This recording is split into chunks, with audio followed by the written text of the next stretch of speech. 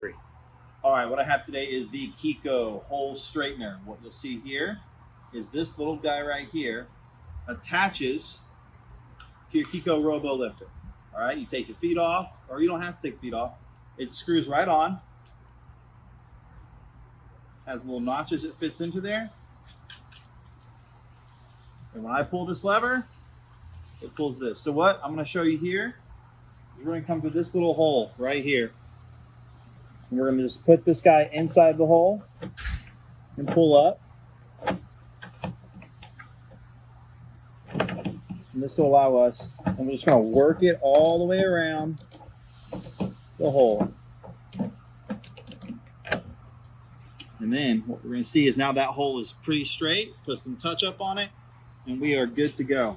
So if you're in need of a hole straightener, here's an option. If you have a Robo lifter, you just attach that on. Or you can get an entirely separate Robo lifter just for your hole straightener. So that is the Keco hole straightener.